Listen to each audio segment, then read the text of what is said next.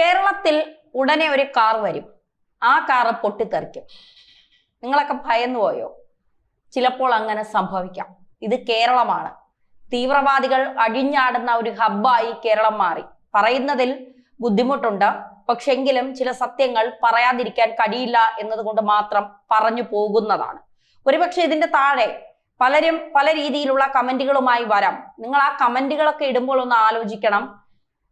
ഇന്ത്യയുടെ തലസ്ഥാനം ഡൽഹിയിൽ ഒരു ചാവേറായ ഉമർ നബി എന്ന് പറയുന്ന ഡോക്ടർ, നല്ല വിദ്യാഭ്യാസമുള്ളവനാണ്, വിവരമില്ലാതായിപ്പോയി.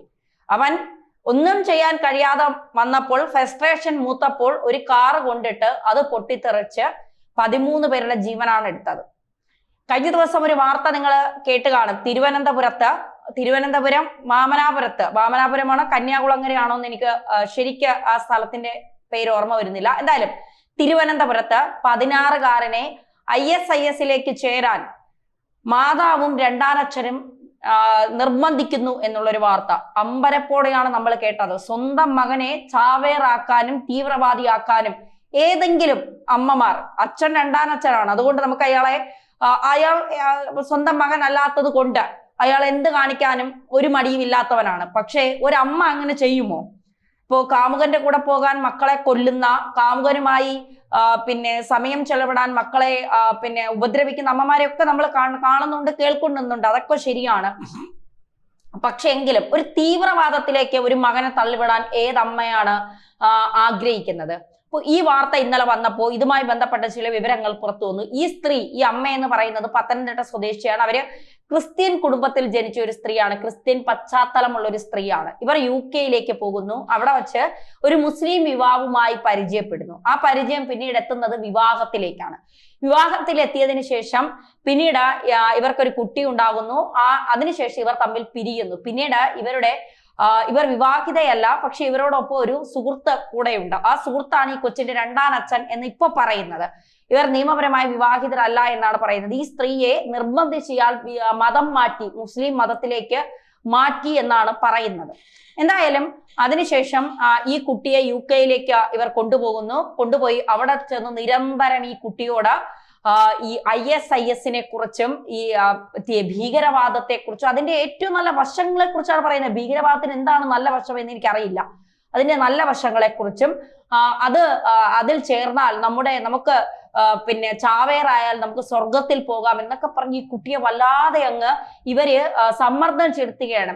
ഒടുവിൽ ഈ കുട്ടി UK പോലീസിനോട് പരാതി പറയുമോ എന്നുള്ള ഭയത്താൽ, കാരണം പരാതി പറഞ്ഞാൽ ഇവരുടെ കാര്യത്തിൽ ഒരു തീരുമാനമാകും. ജയിലിടിഞ്ഞാലും UK ജയിലിൽ പുറത്തിറങ്ങാൻ കഴിയില്ല ഇവർക്ക്. അതുകൊണ്ട് ഇവർ ഈ കുട്ടിയെ കേരളത്തിലേക്ക് കൊണ്ടുവരുന്നു. കേരളമാകുമ്പോൾ പിന്നെ പ്രശ്നമില്ലല്ലോ, ഇവിടെ എന്തും നടക്കുമല്ലോ. കാരണം മതത്തിന്റെ പേര് പറഞ്ഞാൽ ഉടനെ ഇവിടെ നിലവിളികൾ ഉയരും. ഒരു മതത്തിന്റെ, ഒരു പ്രത്യേക വിഭാഗം മതത്തിന്റെ പേരിൽ ആരെങ്കിലും എന്തെങ്കിലും കാണിച്ചു കഴിഞ്ഞാൽ ഉടനെ ആ മതമായത് കൊണ്ടാണ് പ്രശ്നം, ആ മതത്തെ എന്തിനാണ് നിങ്ങൾ ഭയക്കുന്നത്, ആ മതം നിങ്ങൾ എന്താണ് ചെയ്തതെന്നൊക്കെ പറഞ്ഞ് ഇവിടെ വലിയ കോലാഹലങ്ങൾ പലരും ഉയർത്തും. അതുകൊണ്ട് സേഫ് സോൺ കേരളമാണല്ലോ എന്ന് വിചാരിച്ചുകൊണ്ട് ഈ കുട്ടിയെ കേരളത്തിലേക്ക് കൊണ്ടുവന്ന് വിടുന്നു. അതിനുശേഷം ആറ്റിങ്ങലുള്ള ഒരു മദ്രസയിൽ, മതപാഠശാലയിൽ ഈ കുട്ടിയെ അയക്കുന്നു. അവിടെ പോകുമ്പോൾ ഈ കുട്ടി ഈ മൊബൈലിലൊക്കെ ഈ വലിയ കൊടും തീവ്രവാദികൾ അല്ലെങ്കിൽ വലിയ രീതിയിൽ തീവ്രവാദത്തെ പ്രൊമോട്ട് ചെയ്യുന്ന പലരുടെയും വീഡിയോകൾ കാണുന്നു. വളരെ ബ്രൂട്ടൽ ആയിട്ടുള്ള തീവ്രവാദത്തിലെ പല കൊലപാതകങ്ങളെ കുറിച്ചും ഒക്കെ ഇവൻ സെർച്ച് ചെയ്യുന്നു. ഈ കുട്ടിക്ക് സമ്മർദ്ദം ഉണ്ടാവുന്നു. അതുകൊണ്ടാണ് ഇത് ചെയ്യുന്നത്. ആ കുട്ടി അങ്ങനെ പോകണമെന്ന് ആഗ്രഹിച്ചിട്ടുണ്ടാവില്ല. മാത്രമല്ല പല ഇത്തരത്തിൽ ഈ ISIS ചേർന്ന് നമ്മൾ ചാവേറുകളായാൽ, ഭീകരരായാൽ നമുക്ക് സ്വർഗത്തിൽ പോകാം, അത്തരത്തിലൊക്കെ ഈ കുട്ടിയും മറ്റു കുട്ടികളോട് സംസാരിക്കുന്നു. ഇതൊക്കെ ആ മതപാഠശാലയിലെ മദ്രസയിലെ അധ്യാപകർ കാണുന്നു, അല്ലെങ്കിൽ അവർ കേൾക്കുന്നു. അവർ ഈ കുട്ടിയോട് വിളിച്ച് കാര്യങ്ങൾ അന്വേഷിക്കുമ്പോൾ അവർക്ക് എന്തോ പന്തി എഴുതുന്നു. അപ്പൊ ഇവർ ഈ കുട്ടിയുടെ ആദ്യത്തെ അച്ഛൻ, അതായത് മുസ്ലിമായ അച്ഛന്റെ വീട്ടുകാരെ ഇത് അറിയിക്കുന്നു. അറിയിക്കുമ്പോൾ അവരിത് നേരെ പോലീസിൽ അറിയിക്കുന്നു. പോലീസ് കൃത്യമായി ചോദ്യം ചെയ്യുമ്പോഴാണ് ഞെട്ടിപ്പിക്കുന്ന വിവരങ്ങൾ പുറത്തു വരുന്നത്. ഇപ്പോൾ UAPA ഒക്കെ ചുമത്തിയിട്ടുണ്ട്. അതുകൊണ്ട് തന്നെ തീർച്ചയായിട്ടും ഈ കേസ് അന്വേഷിക്കുന്നത് കേരള പോലീസ് ആയിരിക്കില്ല, NIA ആയിരിക്കും. ഇതൊന്നും മാധ്യമങ്ങൾ ചർച്ച ചെയ്യില്ല. കാരണം ഇതൊക്കെ ചർച്ച ചെയ്താൽ ഒരു പ്രത്യേകിച്ച് വോട്ട് ബാങ്ക് നഷ്ടപ്പെടും. വോട്ട് ബാങ്കാണ് ഈ വിഭാഗം എന്ന് പറയുന്നത്. ഇതിനൊക്കെ അപ്പുറം നിങ്ങളൊന്ന് ആലോചിച്ച് നോക്കണം. ഈ ISIS പോലുള്ള ഒരു സംഘടനയിലേക്ക് അല്ലെങ്കിൽ ഒരു ഭീകര സംഘടനയിലേക്ക് സ്വന്തം മകനെ തള്ളിവിടാൻ ഒരു അമ്മ പ്രേരിപ്പിക്കുന്നു എങ്കിൽ, ഒരു അമ്മ അതിൽ കാരണക്കാരിയാകുന്നു എങ്കിൽ എന്തൊക്കെ ആനുകൂല്യങ്ങളായിരിക്കും ഇവർക്ക് ആ സംഘടന നൽകിയിട്ടുണ്ടാകുന്നത്? കോടിക്കണക്കിന് പണമായിരിക്കാം.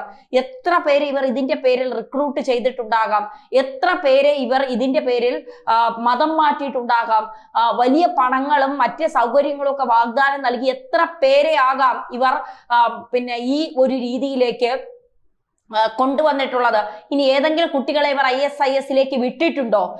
ഇവരെ പരിചയത്തിലുള്ളതോ അല്ലെങ്കിൽ ഇവർ ജോലി വാങ്ങി കൊടുക്കാമെന്ന് പറഞ്ഞോ അല്ലെങ്കിൽ UK കൊണ്ടുപോകാമെന്ന് പറഞ്ഞ് എന്തെങ്കിലുമൊക്കെ പിന്നെ വാഗ്ദാനങ്ങൾ നൽകിക്കൊണ്ട് ആരെങ്കിലുമൊക്കെ ISISലേക്ക് ഇവർ വിട്ടിട്ടുണ്ടോ? ചോദ്യങ്ങൾ അനവധിയാണ്. കേരളത്തിൽ ഇതിന്റെ ശൃംഖലകളുണ്ട്, സ്ലീപ്പർ സെല്ലുകളുണ്ട്. നമുക്കറിയാം ലഷ്കർ-ഇ തൊയ്ബയുടെയും ജെയ്ഷെ മുഹമ്മദിന്റെ അടക്കം സ്ലീപ്പർ സെല്ലുകൾ ഇന്ത്യയിലും കേരളത്തിലും ഉണ്ട്. ഡോക്ടർ ഷാഹിൻ എന്ന് പറയുന്നത് അതിന്റെ വനിതാ വിംഗ് കമാൻഡോ ആണെന്നുള്ളത് വിവരങ്ങൾ പുറത്തു വരുന്നുണ്ട്.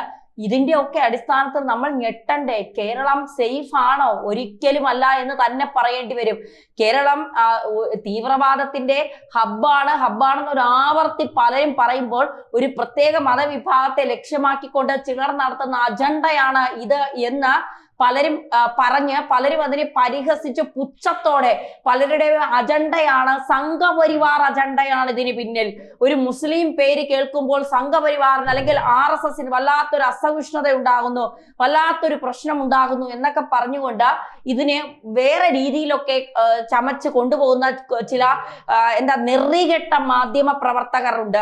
സ്ത്രീ ആയാലും പുരുഷനായാലും ഇവർക്ക് RSS എന്ന് കേൾക്കുമ്പോഴും അല്ലെങ്കിൽ ഇത്തരത്തിൽ ഏതെങ്കിലും മുസ്ലിം വിഭാഗത്തിന്റെ പേരുകൾ പറയുമ്പോഴും ഇവർക്കൊരു വല്ലാത്ത ഇതാണ്. ഇവരുടെയൊക്കെ മൂട്ടിൽ പൊട്ടാൻ അധിക സമയം വേണ്ട എന്ന് ഇനിയെങ്കിലും ഓർക്കുക. എല്ലാ മുസ്ലിങ്ങളും ഇങ്ങനെയാണെന്നല്ല പറയുന്നത്, ഒരിക്കലും അങ്ങനെയല്ല പറയുന്നത്. നല്ലവരായ രാജ്യസ്നേഹികളായ, രാജ്യത്തെ സ്നേഹിക്കുന്ന, രാജ്യത്തെ കരുതലോടെ നോക്കുന്ന ഒരുപാട് മുസ്ലിങ്ങൾ നമുക്കിടയിൽ ഉണ്ട്.